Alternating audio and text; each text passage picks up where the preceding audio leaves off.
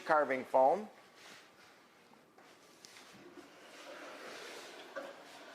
And it's not finished, so you can see just the top of it's finished because we want the bird's feet to conform.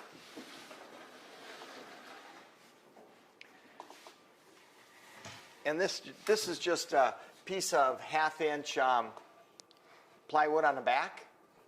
And on the front is fish foam. We just took big pieces of leftover fish foam, put a little hot glue on them, and pressed it onto the board so they hold their position. And then we had a picture to go by that we were trying to match. So we just started using our rock mache. And if you've never used that, it's a pretty easy product to use. And it's fun to work with. A lot of times when we have students, they'll buy all the rock making supplies and they go home and give it to their kids and have their kids make rocks. But it's a mache with a little bit of texture in it. It's got some cork, it's got some granular cellulite, zonelite, whatever that stuff is, paper pulp, different things. And so we carved a real rough shape that kind of balanced the pieces. We want the drake up a little higher than the hand. So the hand's going to be laying on this surface right here, and the drake's up here. And if you start with something, we don't want it very heavy. We want it lightweight on the wall. By the time you get done, if you use mache and fiberglass and Bondo and all kinds of different things, you can get a very, very heavy habitat piece, which is too overpowering for the bird, first of all, and secondly, it's just weighty on the wall. So we wanted something light. So this is just fish foam. We glued it on, hot glued it on, and then took a Sawzall or a little hand saw, and roughed in the shape. You got to be really careful when you do this. And our concern whenever we make something like this is you get the foam exactly what you want, and only to get the birds mounted on it, things like that.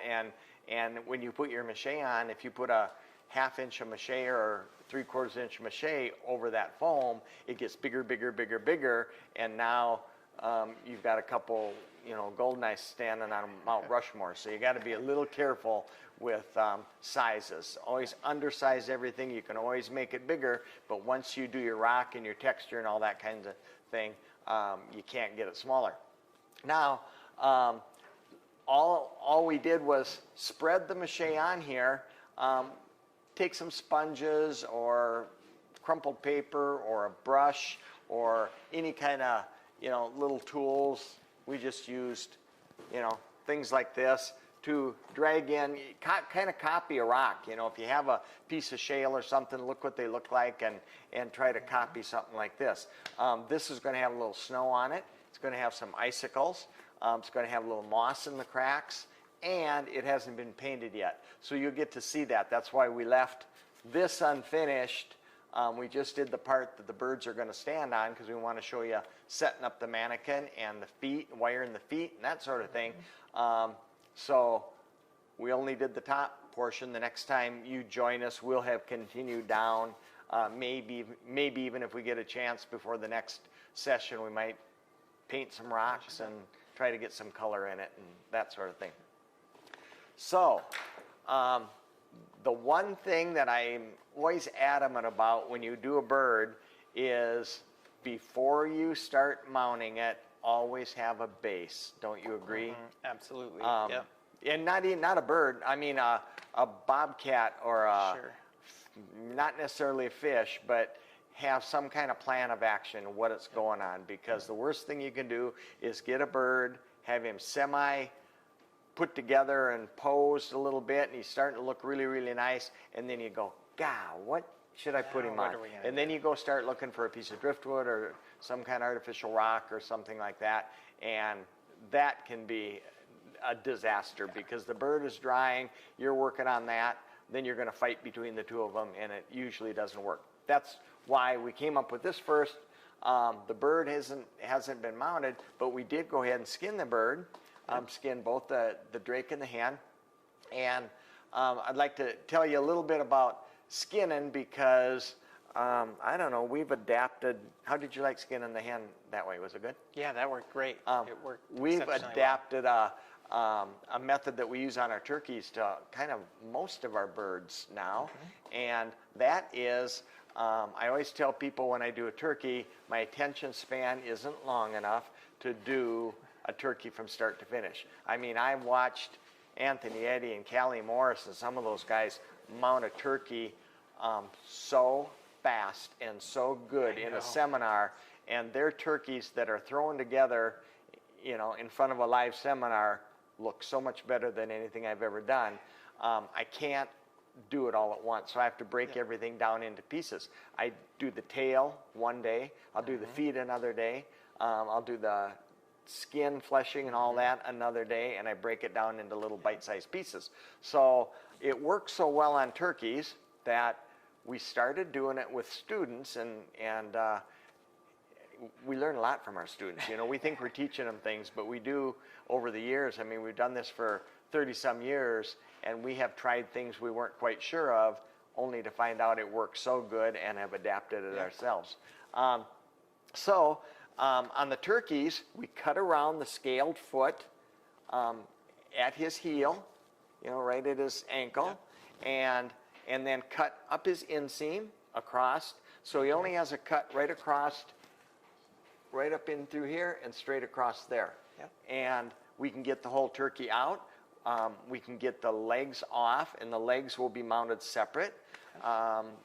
We skin the whole bird around, take the wings out like we normally would, and it works so good.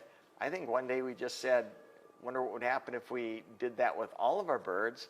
And the big aid for students especially was that they get to see what their bird's going to look like before they do the feathers. Now there's a lot that can go wrong between this step and that step, but at least you have your balance, you have your legs centered under the body.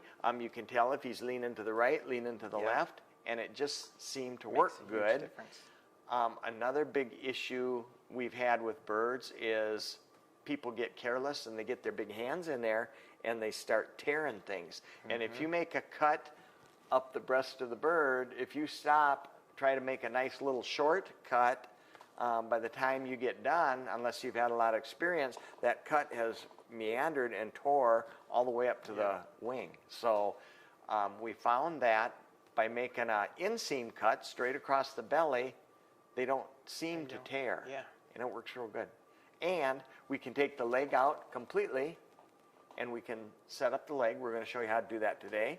We're going to inject legs for you and show you how easy that can be. You can have the head all done. Now you notice these leg wires are just stuck through the top. They're not doubled over or anything. I even don't have to do that if I don't want to. I can, when I mount the bird, I can stick those wires up. I can put a little super glue in that hole, and you don't have to double anything over, and they're super strong. The neck will pull off and on because that neck does have to go down the neck tube, you know. So anyway, this is the Drake Goldeneye, and we like to use Wildlife Illusions bird heads, which are frankly the nicest bird heads on the market. But this bird's head, and he's got a couple holes. He's got a shot hole right in his cheek we have to sew up.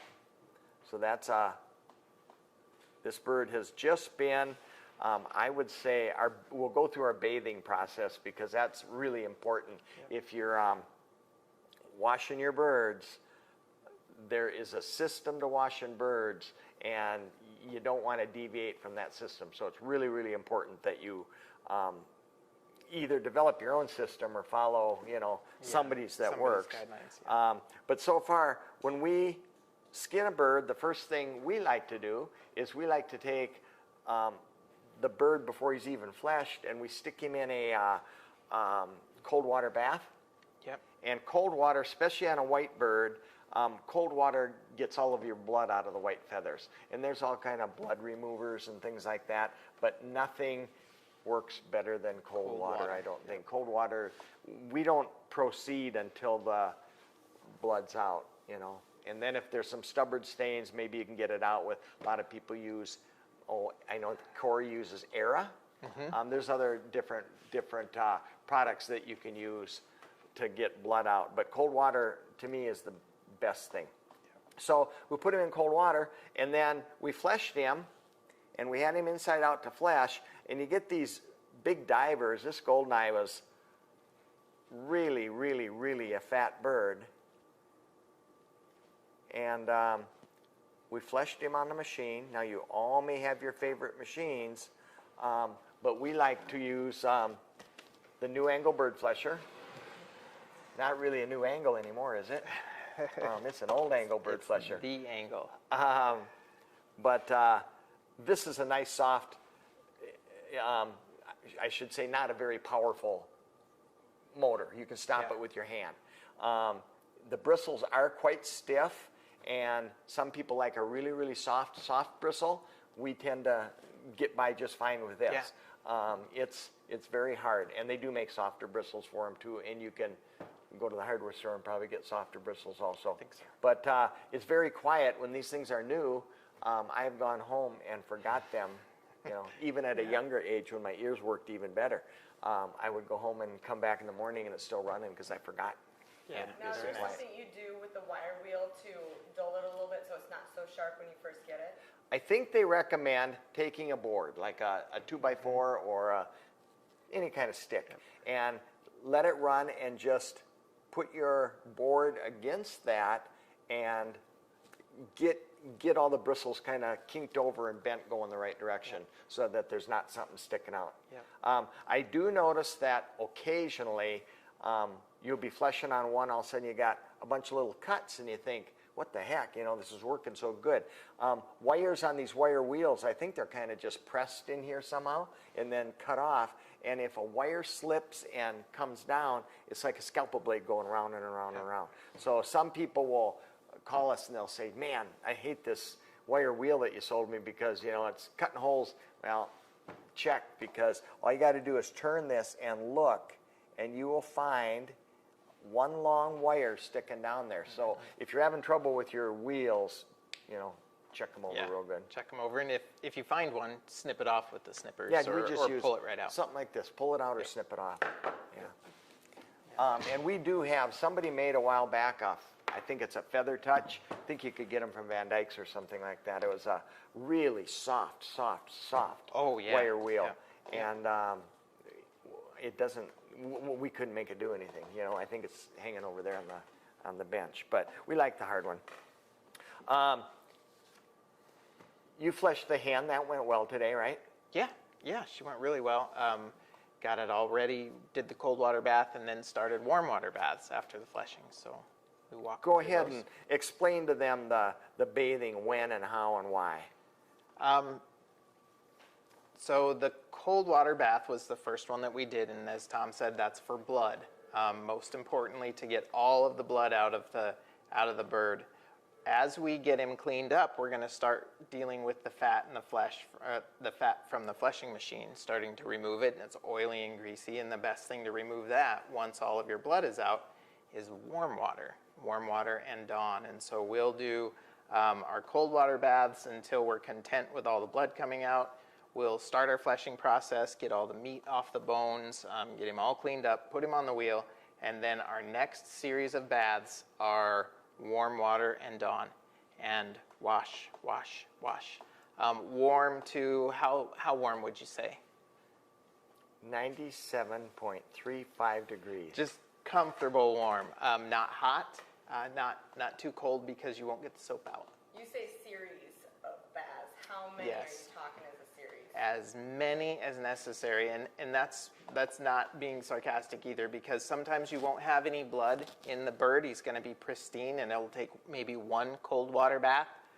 You might have a really shot up bird, and it might be 5 cold water baths before you get him really clean. And the same goes for the Dawn and water baths. It might be 1 or 2 on some of those spring birds aren't nearly as fat as our late season divers. Those can be just little butter balls, and that might be 5 warm water and Dawn before you ever even get the water to show clear. And that's one of the indicators that you're starting to get a clean bird, is when your water starts to show up clear as you rinse through them.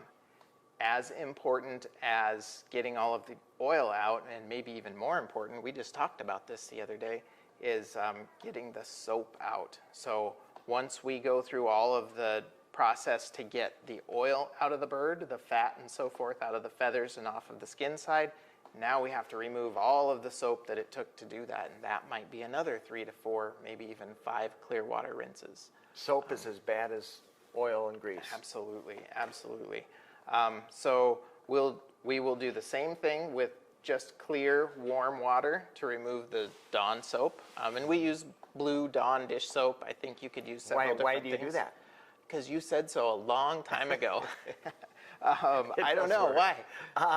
We have tried, we have people all the time send us miracle degreasers. And there are a lot of good degreasers on the market. Trubond has some tremendous degreasing products. But we have had some in the past that when people send us products, oftentimes we'll say, well, we'll just see about that. You know, they'll say, this slices and dices and does this and that, and we'll mount your bird without, you can be home in bed. None, you know, we put not all of our products, but many of our products to the test. And we have had some that it didn't take any grease out, and Dawn has just been a go-to type product. Do you know why I buy the blue bottle of Dawn? Because I told you to? Because it has a cute little baby duckling on it. It cleans them out of the oil spill. Caldwell says, do you gas your birds? That's a very good question. And Yes. no, not exactly. Explain what that means. All right. Once you get through the bath, so Brett was talking about cold water, warm water Dawn, warm water Dawn, warm water Dawn, warm water Dawn, rinse, rinse, rinse. Don't quit rinsing, like he said, till that water is clear and nice and clean. If there's any kind of residue or any kind of milkiness or any kind of bubbles in your water, new rinse water, rinse water. And the bird should even look almost clean floating in the water. They'll look. People that launder their birds professionally, you can tell just by looking in the sink with that bird floating in there, wow, why does that look better than mine? Yep. Mine never looked that good. They haven't done anything except they did everything better. I think Corey taught Desiree to launder his birds, and Desiree does a beautiful job of washing the birds. So anyway, that's an art in itself, and it's a huge part to having a quality bird mount.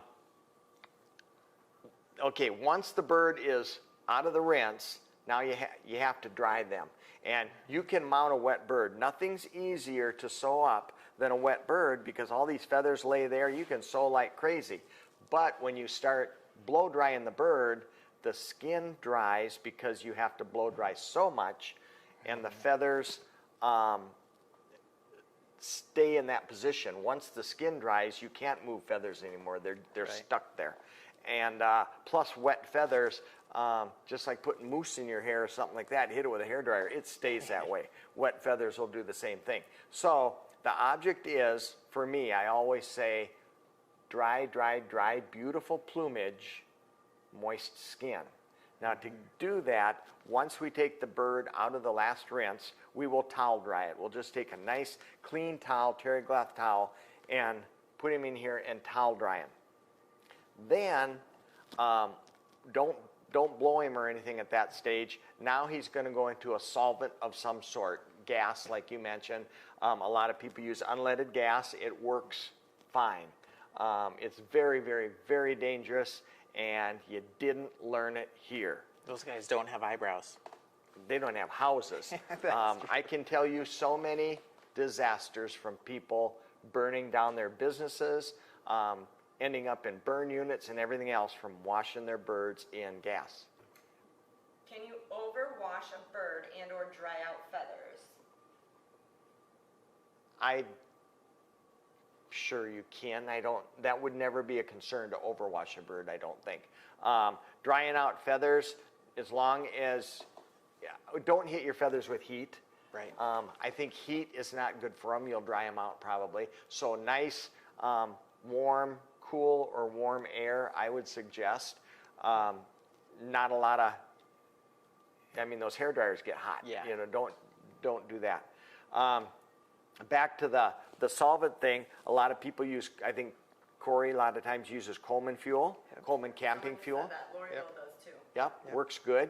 And what you're doing with the solvents is twofold. One is it's taken off all the oils and residual grease in there. I mean, it cleans up your bird really, really nice and clean on the inside, but it also displaces all the water in the skin, so they dry much, much faster, and you don't have to hit them with a hairdryer. This bird, if I did not wash him in some kind of solvent, I would spend 2.5, 3 hours drying this plumage, because that holds a lot of moisture. We will put him in, we use lacquer, but we put him in a lacquer thinner, and he will probably dry in, I would say, 5 to 10 minutes. He's ready to mount, and the plumage will be nice. Mineral spirits. If the smell bothers you, they have odorless mineral spirits.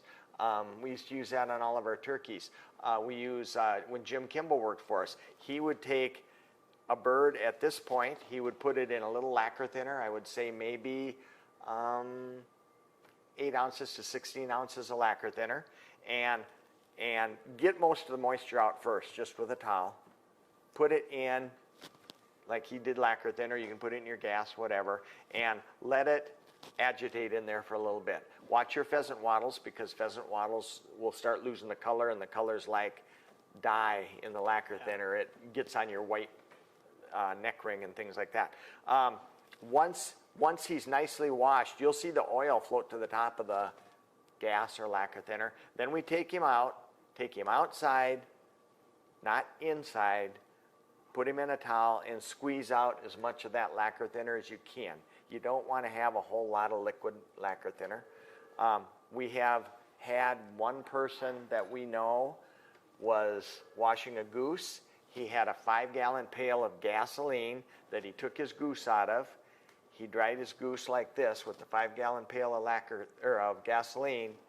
He heated up a wire to stick it through the body and started the gasoline on fire, burnt down his parents' house, and ended up in a burn unit. So that's the kind of thing that can happen. That's why we're really hesitant to say solvents. Any But kind of solvent. How long do you leave it in a lacquer thinner? I don't know if you could overleave it. I would say 5 to 10 minutes is plenty. 5 to 10 minutes is going to do a good job.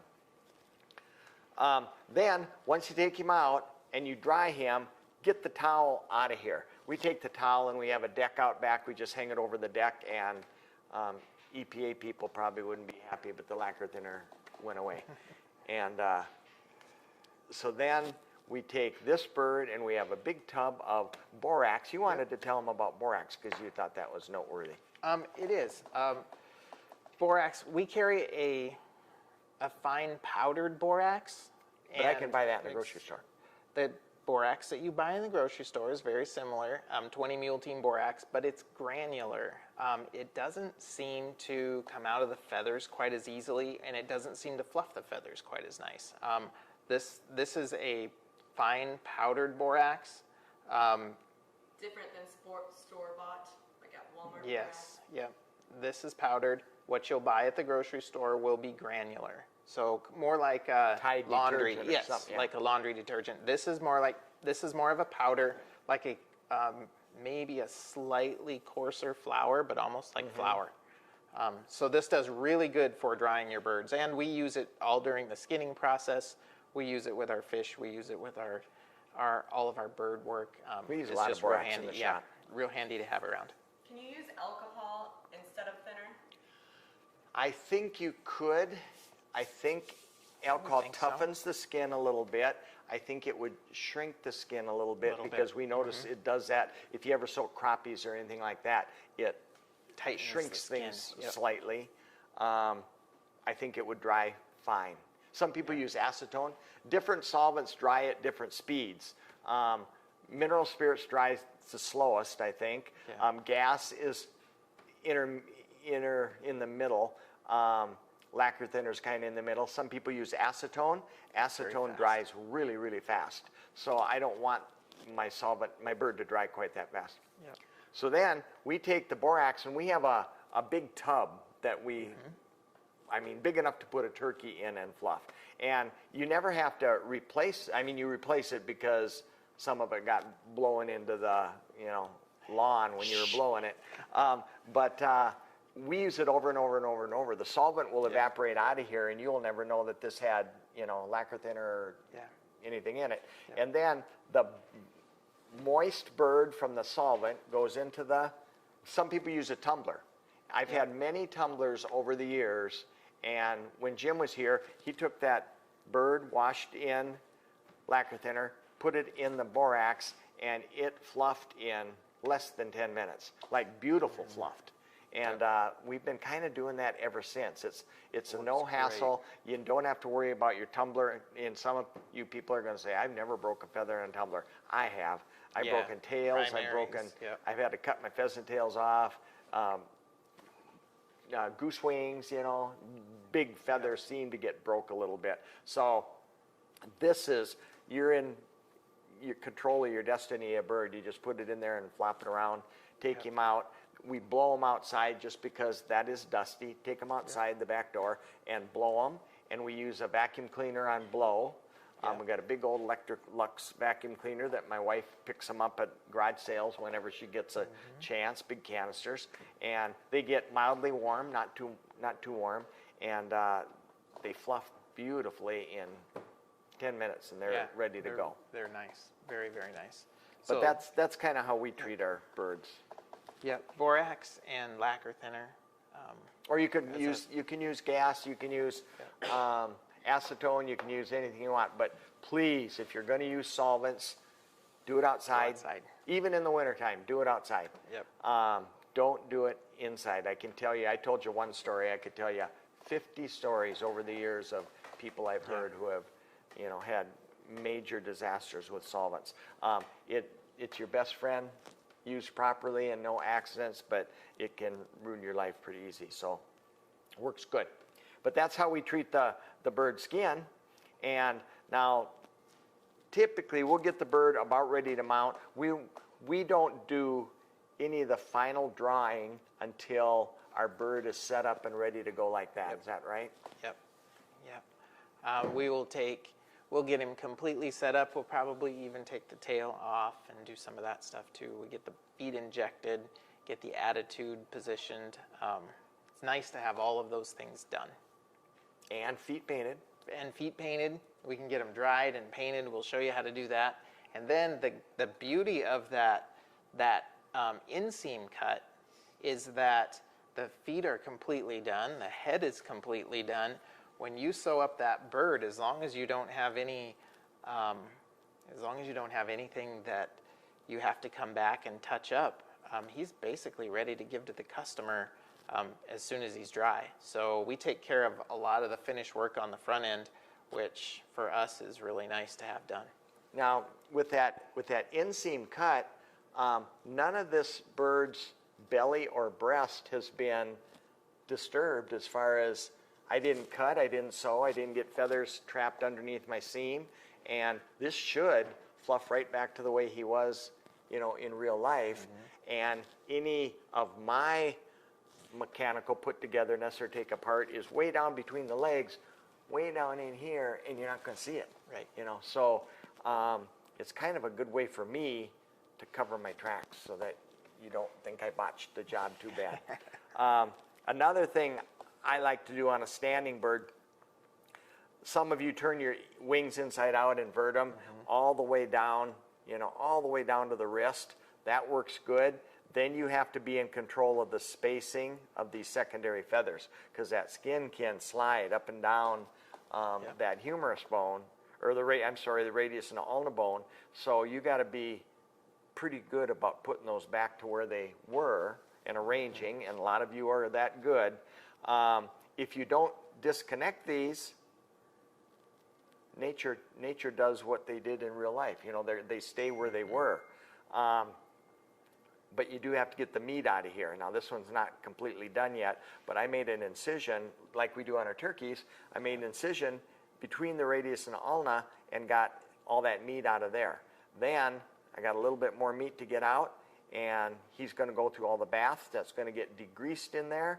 We'll take our borax, we'll pack borax in there, and we have ways of wiring the wings. And then on a standing bird, I wouldn't tell just anybody this, but I just put that together and put a little super glue touching the skin together and fold it up against the side of that bird. Nobody's ever going to see it. I was in a seminar one time where a very famous turkey person filled that with Bondo, folded it over, and took a staple gun and went bang, bang, bang. And I went, that is the crudest thing I've ever seen.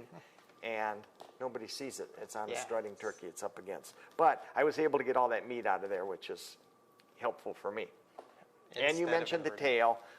We kind of got that from the turkeys also, is we will take that tail and we will cut it off and we will spread it and we will let it dry and then mount it, put a wire in it and mount it onto that body in exactly the pose that we like. Yep.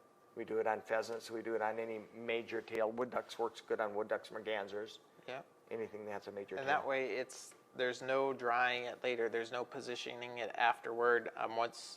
Once we put the skin on, all we have to worry about is the skin. So that's another nice added bonus. And we want to show you how we treat the feet. So the feet were cut around. Here's my foot skin. Just on the outside, we cut right around the ankle. Skin the foot out.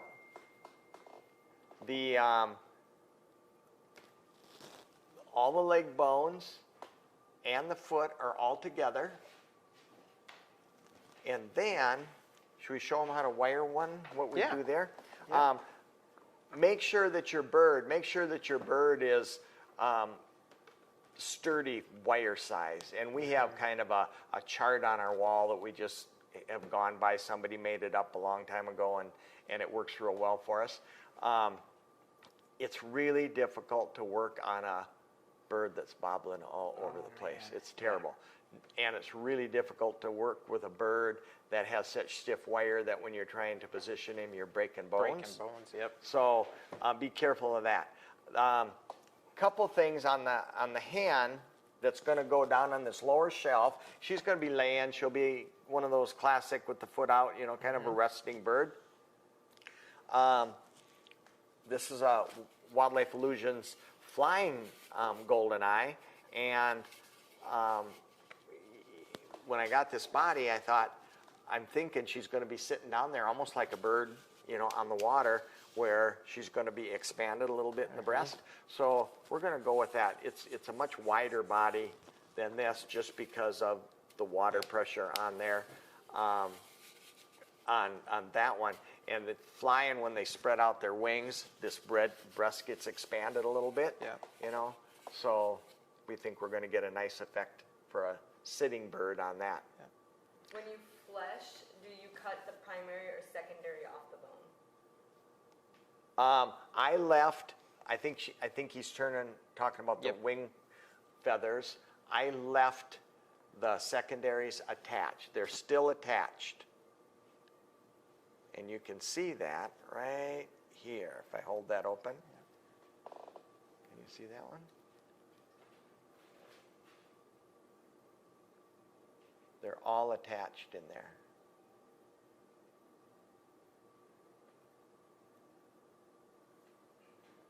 Now, I think that was a question, and that keeps that pivot point right down here all connected, so I can't screw that part of it up. Okay, for the feet, here's what we ended up with, and you cleaned all the meat off of these. And if it's a major foot, we cut the ball off of it, and we'll run a little wire through it. Like turkeys, we actually drill holes in the turkeys and blow air down through to clean them out. Pheasants will take pipe cleaners and clean that out real good.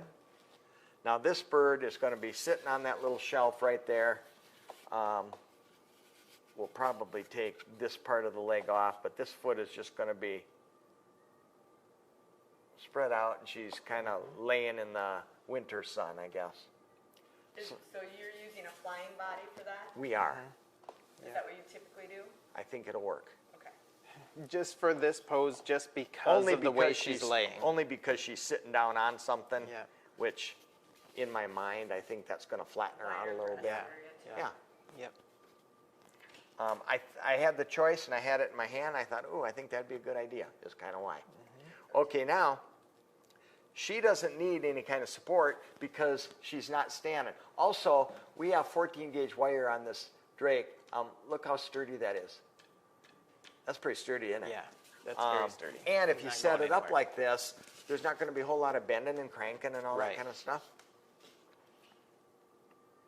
So I'm going to take this wire, and I sharpened it, but not razor sharp because not needle point sharp because I don't want to keep poking it out. So I'm going to run it under the skin. I'm gonna zoom in on you if you can hold it. And this looks like about 16 gauge wire. I think it is. And just enough wire to support it. It's not going to support any weight, so we can go with that lighter wire. Okay, now, I do not need this wire to protrude out because I'm not going to have him standing. I'm not going to have her standing on anything. So if I run it, I can really stop, once I get down the tibia bone here. I don't have to go all the way out to the toes like I would standing.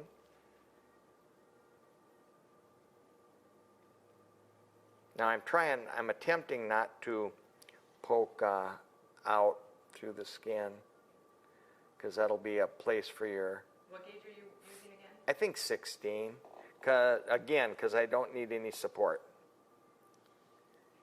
This is going to dry. She's got a BB hole in her leg also. Okay, so that wire is only to right here. If it were a stander, I would like it to go a little bit down the toe.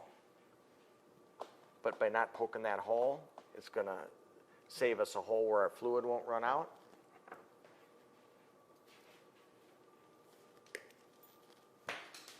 And I'm just going to use little cotton thread. Some people tape their legs. We're just going to put a little cotton thread. If this is in your way, we'll bend it around like that.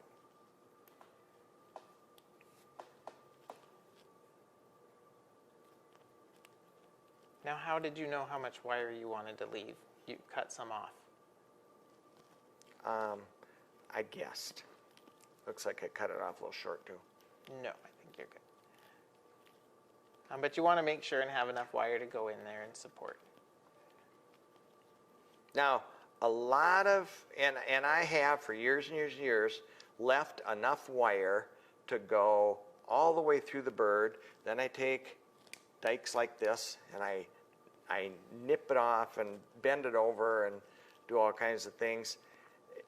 And it's kind of violent, I mean, it's like a hip replacement, I think. And so anyway, lately I found I get an awful sturdy bird leaving my wires shorter. I stuck those right out the top of the back, and when I mount that bird, I'm going to shorten up and go right up in there. And look at, there's nothing doubled over on this bird, and look how sturdy. That's sturdy. That's a sturdy birdie. That is a sturdy birdie.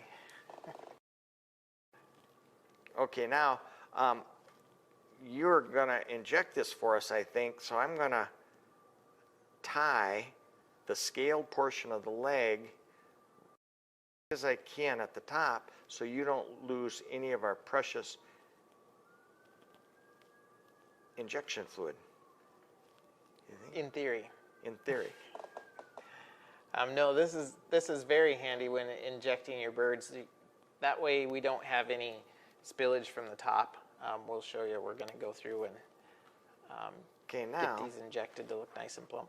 that foot is just gonna, that bird's gonna be relaxed, and once we get the fluid in there and it starts firming up, we can position that foot any way we want. Mm-hmm. Can you work with that? I think so. Shall we show them? We're going to run out of time. I'll do this other one.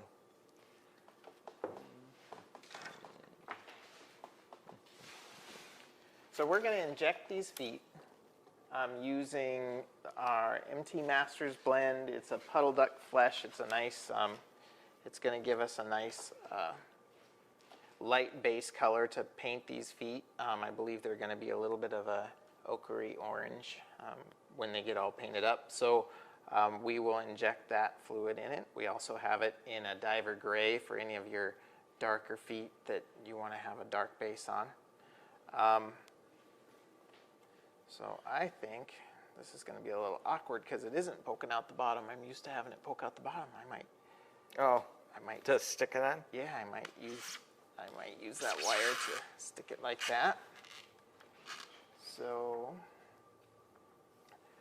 we've got him. You get just all ready. about I'll like have this so. one ready for you. And I've got a few things here that are hopefully going to just make things easier. I've got a little cup of lacquer thinner. I've got an extra needle with some lacquer in it.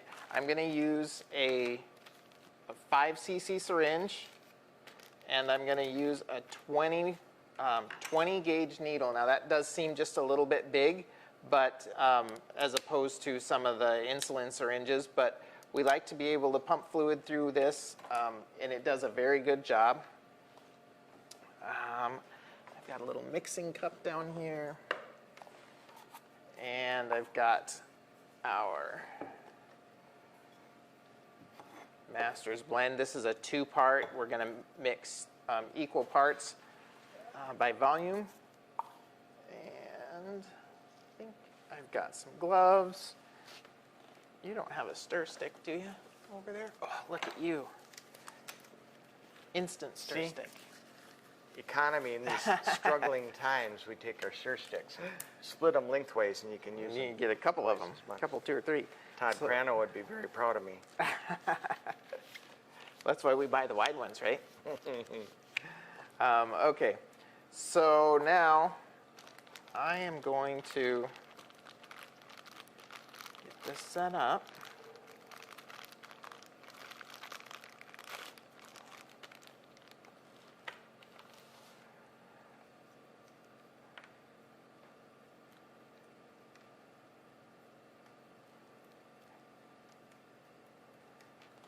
Probably have things in your way there, don't I? All right. The very first thing I'm going to do is inject air, just plain air. Would you rather use this one? Oh, I could. Since you can stick it Yeah. down in? Yeah, I can do that.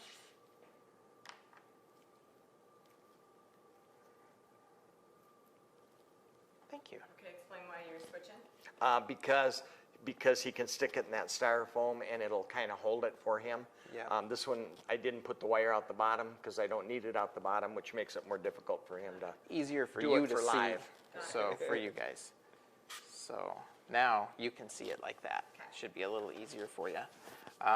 So the first thing I'm going to do is I am going to inject air. You know what? I'm going to do just real quick. Since the wire is poking out the bottom, that's another place for a little bit of fluid to escape. I'm going to take super glue and put just a dab of super glue right where that wire comes out. I'm going to hit it with accelerator, and that'll kick right away. I'm also going to put just a touch. Tom tied the top of this to close the skin so it can't get out, but I'm also, just for added measure, I'm just going to put a dab of super glue right on the very top where, just to make sure we don't have fluid leaking out the top. Now, those people that haven't used accelerator, tell me exactly what that's doing. This is going to cause this to set almost instantly. But super glue is like instant, isn't it? Nope, not this one.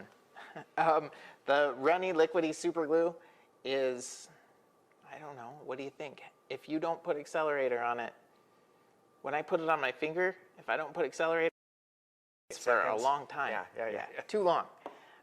But with the accelerator, it goes super fast. So that's what that's about.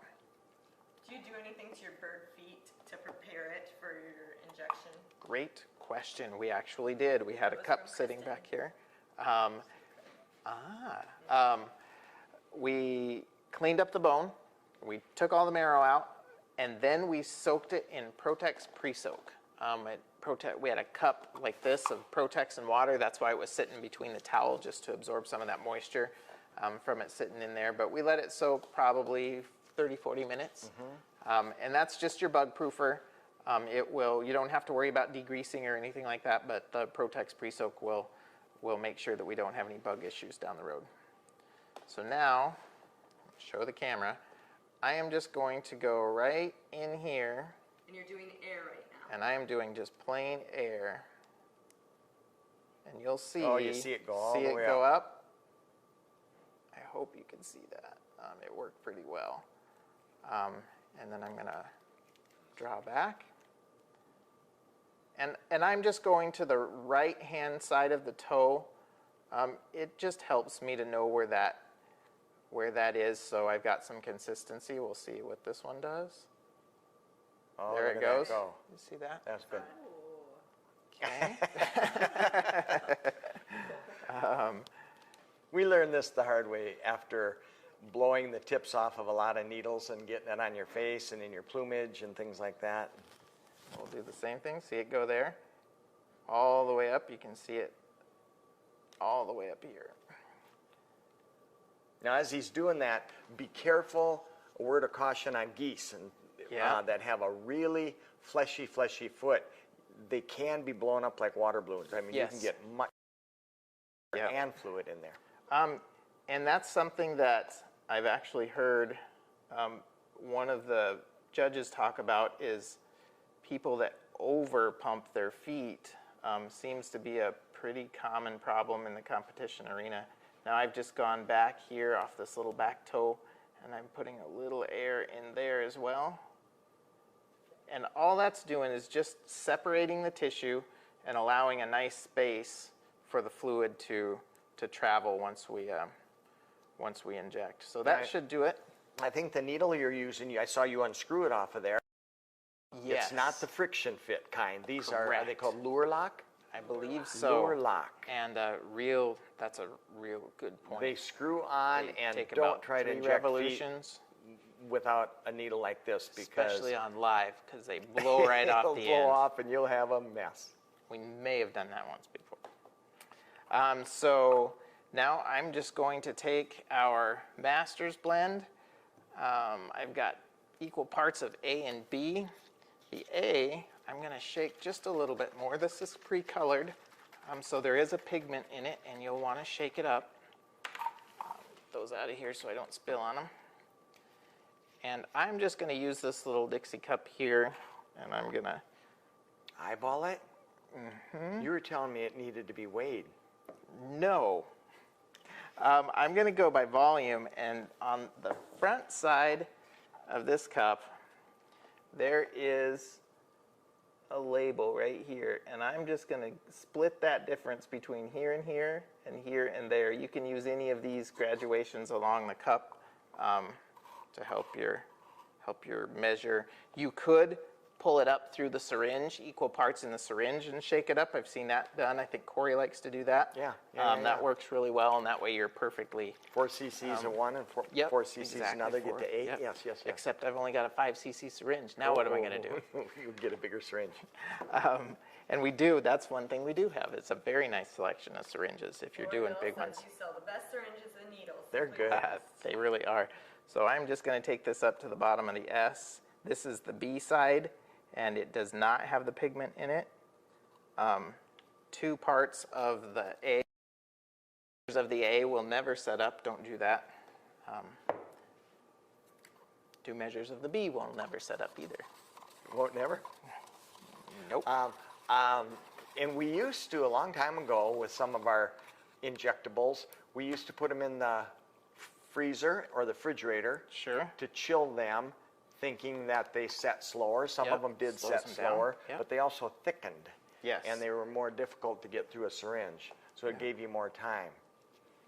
Now I am just going to go, I'm going to go up from the top. So prior, I went down from below, but with this, I'm going to go in here from the top, and I am going to attempt to get this fluid to flow down.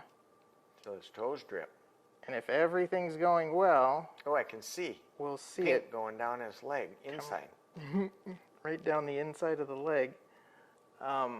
We've got quite a bit coming through there. Do I have a paper towel there, Tom? I'll check that. I'm going to do the same on this side here. Just a little bit over How do you know here. when it's too much? You'll notice this little front area will get very bulbous. And that's a very pretty color right now. I know. And that felt like that went in pretty good. And now I do notice down here on the bottom, I do have just a little bit of fluid coming out there, so that makes me feel good that I have flow through there, but I don't on this toe. So I'm going to add a little bit from this direction. And don't stab yourself and inject it in, correct? Correct. I think we've Darren seen Clement some did that. people do that have not done well. And the reason for the colors are we used to have a white, and when we injected the white formula in, it made the painting the foot much easier because Yeah. you had a lot lighter Yep. foot. Hence the different color variations, Just- a gray and a light. We used the gray for the divers like the scalp and bluebills and things like that, redheads, and